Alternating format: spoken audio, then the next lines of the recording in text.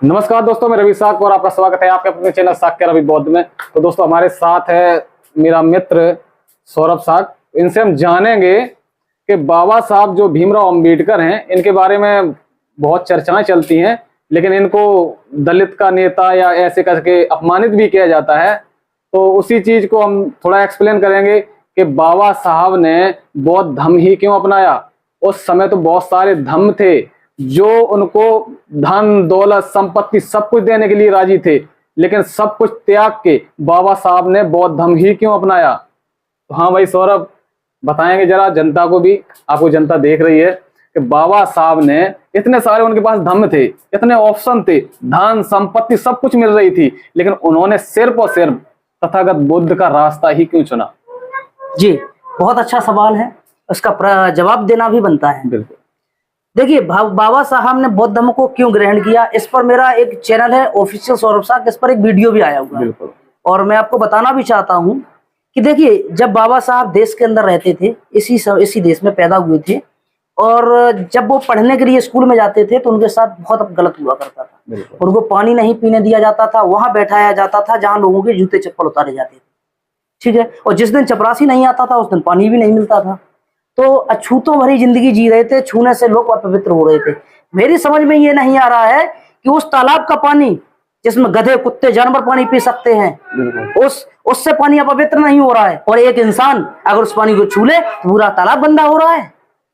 इस दर्द को सहते हुए वो बड़े हुए, पढ़ रहे थे।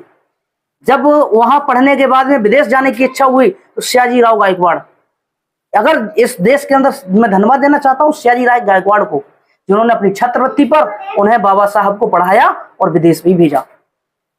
उन्होंने विदेश भेजा, वहां पढ़ रहे थे, तो विदेश में तो भाई जाति पाति है नहीं, तो वहां उस माहौल में वो जिए।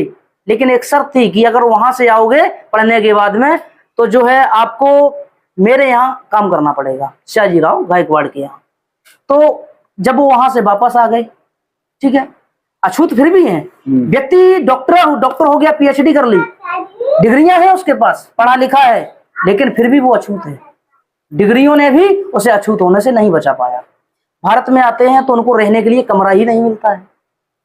जब कमरा नहीं मिलता है तो धीरे धीरे ढूंढते एक फारसी के यहाँ कमरा मिलता है।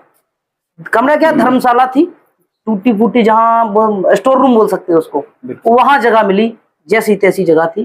तो वहां जब पूछा गया क्या तुम पारसी हो, बोले नहीं। तो पारसी नहीं हो तो आपको जगह नहीं मिलेगी। तो उन्होंने कहा कि आप कुछ दिन मुझे रुकने दीजिए और जो है उसके बाद में अपनी व्यवस्था कर लूंगा। तो उन्होंने कहा ठीक है। तो 6-7-8 दिन रह गए, ऑफिस में जाते थे। तो ऑफिस में जाने के बाद क्या था कि वो व्यक्ति जो है काम कर रहा है, उसको फाइल देने के लिए लोग ऐसे फेंकते थे, ये लो फाइल। उसके जाने के बाद पूरा ऑफिस गोमूत्र से जो है पवित्र किया जाता था। मैं पूछता हूं, जिस तरह आप पैदा हुए, जिस तरह डॉक्टर अम्बेडकर पैदा हुए, जिस तरह हम पैदा हुए, फिर अछूत कैसे? और फिर गाय के मूत्र से उसको पवित्र किया जाता था। तो वो डॉक्टर अम्बेडकर के साथ हुआ। तो हिंदू की बात हुई है। तो जब उनको कमरा नहीं मिल रहा था, धर्मशाला में जगह मिली, तो कुछ दिन के बाद में कुछ लोग लाठी डंडे हाथ में लेकर के आए और बाबा साहब पहले समझ गए कि मेरे साथ अब क्या होने वाला है। तो उनसे कहा गया कि एक अछूत आदमी पारसी की धर्मशाला में कैसे आ गया। वो एक डायरी लिखा करते थे अपनी, बुक्स भी है उनकी, वीजा की प्रतीक्षा, वेटिंग फॉर वीजा की प्रतीक्षा में आप कभी भी देख लेना उसमें। तो वहां से उनसे कहा गया कि जल्दी यहां से चले जाओ वरना हम तुम्हें जान से मार देंगे, मारते मारते। तो उन्होंने वहां से निकलने में ही भलाई समझी और वहां से निकले। तो उन्होंने अपनी डायरी में लिखा कि जो व्यक्ति हिंदू के लिए अछूत है, जो व्यक्ति शूद्र पारसी के लिए अछूत है, वो सब हर व्यक्ति के लिए अछूत है। वहां से निकले।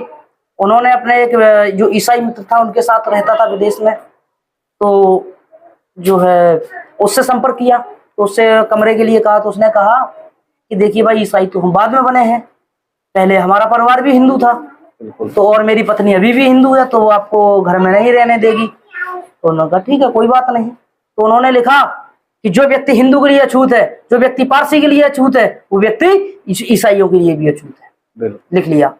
फिर धीरे धीरे एक सैंडेहम कॉलेज है मुंबई में, यूनिवर्सिटी है, उस कॉलेज में वो प्रोफेसर हो गए। प्रोफेसर जरूर हो गए लेकिन वहां भी अछूत रहे, प्रोफेसर होने के बाद भी वो व्यक्ति अछूत रहा। तो जब जो है अछूत थे तो कुछ बच्चे जो है जब पढ़ाने वो जाते थे, कुछ लोग कहते थे कि क्या पढ़ाएगा। तो जब वो पढ़ाने के लिए कमरे में गए, जब उनके पढ़ाने को तरीके को देखा तो लोग दूसरे क्लास छोड़ छोड़ के अपने उसमें उनके क्लास में पढ़ने के लिए आने लगे, लेकिन फिर भी वो व्यक्ति अछूत रहा।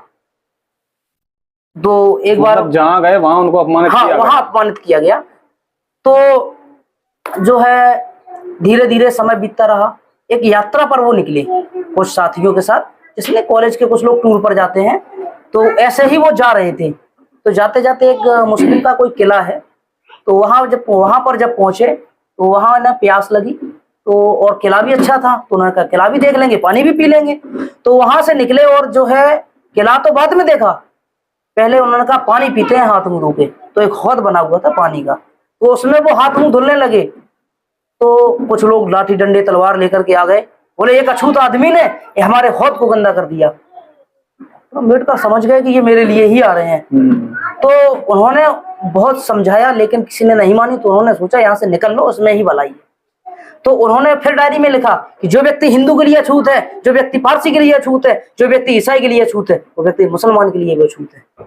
फिर जब जो बाबा साहब ने एक भाषण के दौरान कहा कि मैं पैदा जरूर हिंदू धर्म में हुआ, ये मेरे बस की बात नहीं थी, लेकिन अब मैं मरूंगा हिंदू धर्म में नहीं, ये मेरे बस की बात है। तो जब उन्होंने अपनी डायरी में पहले ही लिख लिया कि मैं हर धर्म के लिए अछूत हूँ, तो वो ये बात तो सारे धर्मों से ऑफर मिले, मुस्लिम धर्म से भी, ईसाई से भी, ठीक है, हर धर्म से ऑफर मिले, किसी को भी वो स्वीकार कर सकते थे। लेकिन जब उन्होंने सब धर्मों का अध्ययन किया तो उन्होंने पाया कि हम ऐसे धर्म को स्वीकार करेंगे जिसमें जात पात है ही नहीं। जहां भगवान बुद्ध ने जो है भंगी का नाम मुझे याद नहीं आ रहा, भंगी करके ही उसका नाम है, ठीक है, और जो है उपाली नाई, उन्होंने तो किसी जाति वर्ग के व्यक्ति को नहीं छोड़ा जिसको गले न लगाया हो। जिसके हाथ से कोई पानी नहीं पीता था उसको भी भगवान बुद्ध ने गले लगाया।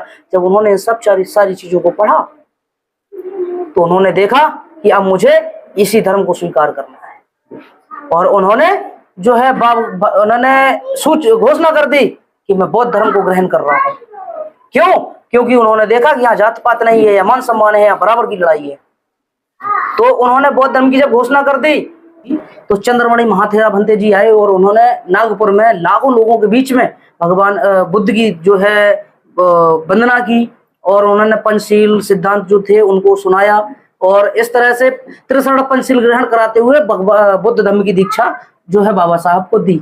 तो बाबा साहब ने एक सभी लोगों से अपील की कि यहाँ मान सम्मान है, सभी लोग बराबर हैं, कोई छोटा या बड़ा नहीं है, आप सभी लोग बुद्ध के धर्म में आइए और यहाँ बराबर का हक अधिकार लीजिए।